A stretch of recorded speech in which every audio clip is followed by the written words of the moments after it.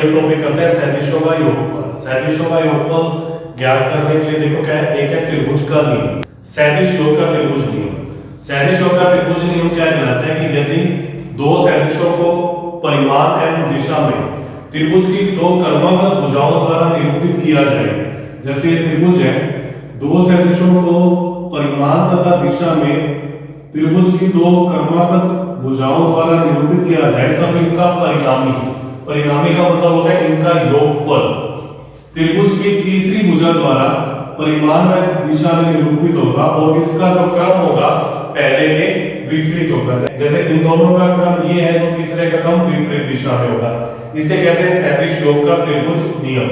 जब इसमें अप्लाई करते हैं ना त्रिभुज एबीसी में, तो देखो क्या होगा, AB सदिश प्लस BC सदिश, इनका जो परिणामी होगा वो तीसरी भुजा द्वारा निरूपित होगा, लेकिन इनकी दिशा पहले के विपरीत होगी। अब देखो क्या कि तीनों का क्रम अगर सेम ले लें, जैसे ये A, B और C, अगर एक ही क्रम में ले लें उस केस में क्या होगा, AB सदिश प्लस BC सदिश प्लस CA सदिश एक ही क्रम में, तो इनका जो परिणामी सदिश आ जाएगा वो 0 सदिश, मतलब यहां तक वापस आ गया, यहां से स्टार्ट हुआ, ठीक है, और यहां वापस आ गया, मतलब 0 सदिश। अब देखो इसमें क्या कर सकते हैं, AC को -CA लिख सकते हैं। ऋणात्मक सदिश की परिभाषा है कि अगर प्रारंभिक और अंतिम बिंदु को चेंज कर दें तो साइन चेंज हो जाता है, तो हम ऐसे लिख सकते हैं AB सदिश प्लस BC सदिश बराबर -CA सदिश। अगर इसको लेफ्ट में ले तो देखो क्या होगा, AB सदिश प्लस BC सदिश प्लस CA सदिश, लेफ्ट में सदिश है तो राइट में भी सदिश होगा, बराबर 0 सदिश। नेक्स्ट देखो क्या है, सदिश योग का समांतर चतुर्भुज नियम। समांतर चतुर्भुज नियम क्या है, दो सदिशों को परिमाण में दिशा में समांतर चतुर्भुज की दो आसन भुजाओं द्वारा निरूपित किया जाए। आसन भुजाएं कौन सी होगी, जिनमें उभयनिष्ठ बिंदु सेम होगा, OA और इसको लिख देते हैं OB। इस सदिश को मान लेते हैं A सदिश और इसको मान लेते हैं B सदिश, ठीक है। तब उनका योग मतलब उनका परिणामी सदिश परिमाण एवं दिशा में समांतर चतुर्भुज के विकर्ण से निरूपित होगा। ये इसका विकर्ण है, ठीक है, मतलब इनका परिणामी का मतलब होता है दोनों सदिशों का योग, ठीक है। विकर्ण से निरूपित होगा जो दोनों भुजाओं के उभयनिष्ठ बिंदु मतलब इसी बिंदु से होकर गुजरता है। क्लियर? ऐसे समांतर चतुर्भुज है तो ये B है तो ये भी क्या हो जाएगा B। अगर सिद्ध करना चाहे तो OAC में त्रिभुज का नियम लगाएंगे तो OC सदिश क्या आ जाएगा, OA सदिश प्लस त्रिभुज OAC में OC सदिश, ठीक है। ये क्या होगा, दो क्रमागत भुजाओं के योग के बराबर होगा, OA सदिश प्लस AC सदिश आ जाएगा A सदिश प्लस B सदिश। ये इसका परिणामी हो गया जो समांतर चतुर्भुज के विकर्ण से निरूपित होगा। नेक्स्ट क्या है, स्थिति सदिश। स्थिति सदिश में देखो क्या है कि जैसे त्रिविमीय समष्टि है XYZ, त्रिविमीय मतलब क्या है, अगर इस कमरे में देखो क्या है, एक तो होती है ये x अक्ष, x को मानते हैं y अक्ष, और जो ये है इस अक्ष को मानते हैं z अक्ष, ठीक है। तो जो इसको तो मैं लिख देता हूँ x और ये लिख देता हूँ y अक्ष और ये लिख देते हैं z अक्ष। x अक्ष इस टाइप से, ये तीनों अक्ष एक दूसरे के लंबवत होती है, ठीक है। अब ये देखो क्या है कि समष्टि में कोई बिंदु P है और ये बिंदु ओरिजिन है, तो जो OP सदिश होगा, माना O मूल बिंदु है, तब O के सापेक्ष बिंदु P का स्थिति सदिश OP सदिश होगा, ठीक है। मतलब क्या है कि किसी का भी स्थिति सदिश निकालना है ना, तो उसका जो प्रारंभिक बिंदु होता है ना वो मूल बिंदु होगा। हर बार मूल बिंदु के सापेक्ष ही लेते हैं। जैसे अगर मैं इस टाइप से सदिश बना देता हूँ, यहाँ पर ये अक्ष लेते हैं x, y और z, तीन बिंदु बना देते हैं A B C, ठीक है।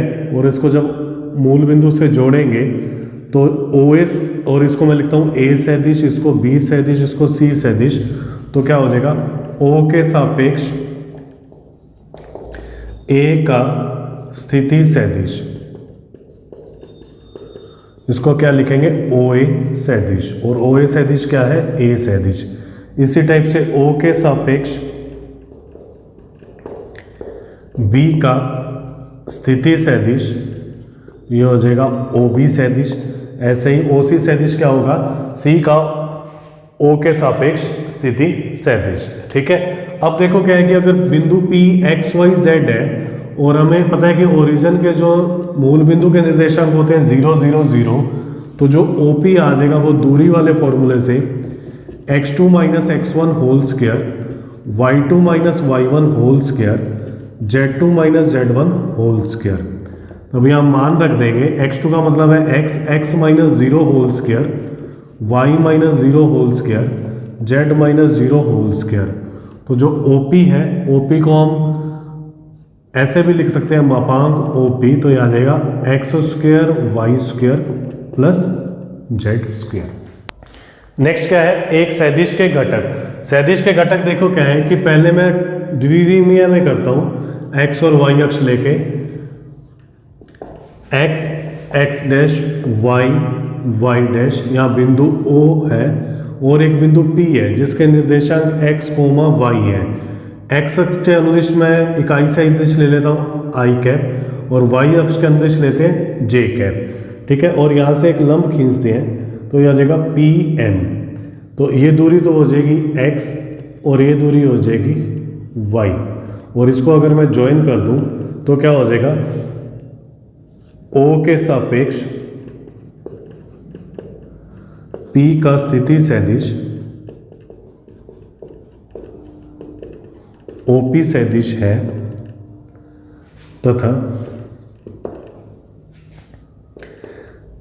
x, y अक्ष के अनुदिश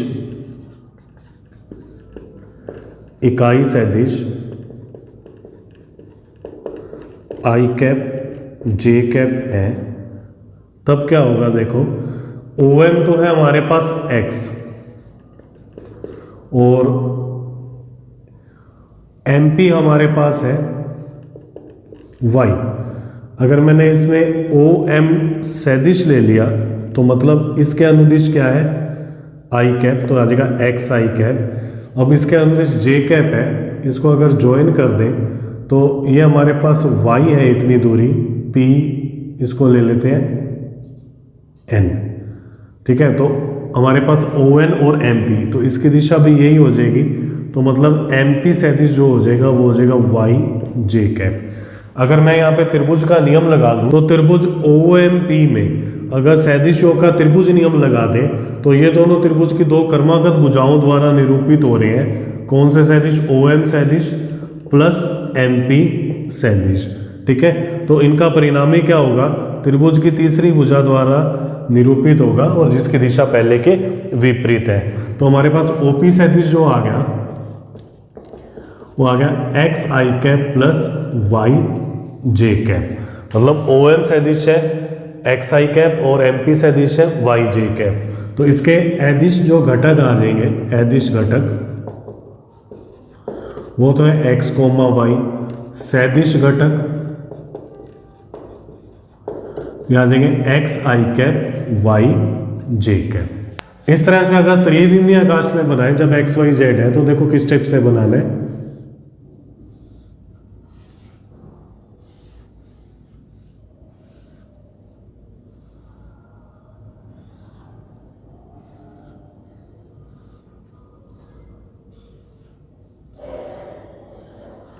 इसको मैं O ले लेता हूँ, यहाँ x, इस अक्ष को ले लेते हैं y और इस अक्ष को ले लेते हैं z।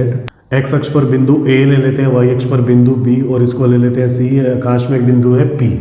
ठीक है, और यहाँ जो बिंदु है इसको D ले लेते हैं और yz में E और xz में ले लेते हैं F। x अक्ष के अनुदिश इकाई सदिश में ले लेता हूँ i कैप, y अक्ष के अनुदिश ले लेते हैं j कैप, z अक्ष के अनुदिश ले लेते हैं k कैप और P के निर्देशांक ले लेते हैं x y z। हमको OP सदिश निकालना है, मतलब P का O के सापेक्ष स्थिति सदिश। अब देखो क्या है, O के सापेक्ष P का स्थिति सदिश OP सदिश है, इसको हमने निकालना है। तो मैं एक तो इसको ज्वाइन कर देता हूँ, OP सदिश ये निकालना है, और एक ये OD सदिश। ठीक है, तो इसको इस वजह से लिख देते हैं। तो त्रिभुज OAD में अगर त्रिभुज का नियम लगाएंगे तो क्या आ जाएगा, OD सदिश बराबर OA सदिश प्लस AD सदिश, OA और AD। अब देखो मैं यहां लिख देता हूं,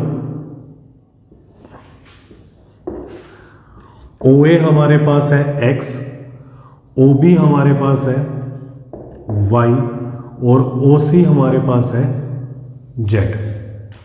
ठीक है, अब देखो क्या है, OA सदिश अगर निकालेंगे ना तो ये आ जाएगा xi कैप, OB सदिश आ जाएगा, ये आ जाएगा yj कैप, और OC सदिश आ जाएगा zk कैप। अब AD सदिश ना वो OB सदिश के बराबर है, चूंकि OB सदिश बराबर AD सदिश बराबर yj कैप, तो OD सदिश जो आएगा हमारे पास OA है xi कैप और AD की जगह आ जाएगा yj कैप। इसको समीकरण 1 मान लेते हैं। अब देखो क्या है, अब इसमें लगाते हैं त्रिभुज ODP में। ठीक है, तो ODP में इस डायरेक्शन में ले लेते हैं। तो OP सदिश जो आएगा वो आएगा हमारे पास OD सदिश प्लस DP सदिश। DP कैसे आएगा, OC हमने निकाला है, OC और DP ये चारों बराबर होंगे। ठीक है, तो क्या होगा, DP सदिश क्या आ जाएगा बराबर OC सदिश बराबर zk कैप। यहाँ मान रख देते हैं, OD सदिश की जगह तो आ जाएगा xi cap plus yj cap और DP सदिश की जगह आ जाएगा zk कैप। तो इसके जो सदिश घटक हो जाएंगे, सदिश घटक तो होंगे xi cap comma yj cap comma zk cap, और अदिश घटक जो आएंगे वो आ जाएंगे x comma y comma z। अब देखो क्या है कि अगर कभी भी ऐसे दे रखा है ना त्रिविमीय आकाश में, हम सीधा ही अब लिखा करेंगे, ये O है, x y z, यहाँ कोई बिंदु P है, x अक्ष के अनुदिश इकाई सदिश है i कैप, y के अनुदिश है j कैप, z के अनुदिश है k कैप। तो OP जो सदिश होगा वो आएगा xi कैप, yj कैप और zk cap. Clear? Next topic है दो बिंदुओं को मिलाने वाला सदिश, और ये इंपॉर्टेंट भी है। देखो क्या होता है कि हमारे पास त्रिविमीय आकाश में दो बिंदु हैं P और Q। x अक्ष है y और z। x अक्ष के अनुदिश इकाई सदिश है i कैप, y के अनुदिश है j कैप, z के अनुदिश है k कैप। और P और Q के स्थिति सदिश, स्थिति सदिश का मतलब है कि इसको मूल बिंदु से लेना होता है। ये OP और OQ है और हमने PQ सदिश निकालना है। ये बिंदु है x1 y1 z1 और Q बिंदु है x2 y2 z2। ठीक है, तो अगर त्रिभुज का नियम लगाएं इसमें, त्रिभुज OPQ में त्रिभुज का नियम क्या होगा, यदि दो क्रमागत भुजाओं द्वारा निरूपित हो दो सदिश, तो इनका योग मतलब OP सदिश प्लस PQ सदिश। ठीक है, ये एक ही दिशा में है, वो तीसरी भुजा इसके विपरीत है, ये इसके बराबर हो जाएगा OQ सदिश, सदिश योग के त्रिभुज नियम से। ठीक है, अब OQ सदिश, अब हमने PQ सदिश निकालना है, तो PQ सदिश आ जाएगा OQ सदिश माइनस OP सदिश। मैंने आपको यह भी बताया था अगर बिंदु दे रखे हैं ना तो हम उसको सदिश में चेंज कर सकते हैं। OP सदिश हमारे पास है x1 i cap, y1 j cap, z1 k cap, ij k cap लगा दिए ब्रैकेट हटा के, और OQ सदिश आ जाएगा x2 i cap, y2 j cap, z2 k cap. अब यहाँ रख देंगे OQ माइनस OP, जब यहाँ रख के कॉमन लेंगे तो आ जाएगा x2 माइनस x1 आई कैप, y2 माइनस y1 जे cap, z2 minus z1 k cap. ये आ जाएगा पी क्यू सदिश। ठीक है, अब देखो नोट डाल के मैं यहाँ लिख देता हूँ। लिखने के कई तरीके हैं, जैसे अगर ए बी सदिश है तो इसको एक तो लिख सकते हैं ओ बी सदिश माइनस ओ ए सदिश, मतलब दो सदिशों को आपस में माइनस करना, बाद वाले में से पहले वाला। इसको हम कहते हैं बी का स्थिति सदिश माइनस ए का स्थिति सदिश, क्योंकि इसमें प्रारंभिक बिंदु मूल बिंदु है। ओ बी या बी के स्थिति सदिश को बी सदिश से शो करते हैं, ए सदिश से, ये भी लिख सकते हैं। ठीक है, या ये भी लिख सकते हैं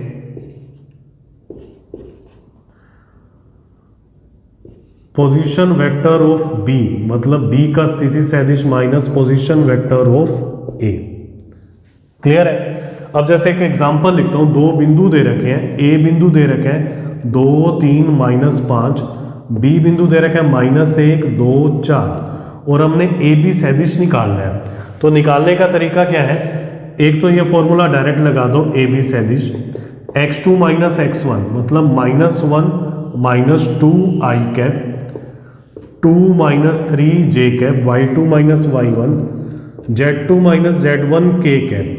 तो ये आ जाएगा -3 i cap minus j cap plus 9 k cap. एक तो ये फॉर्मूला है।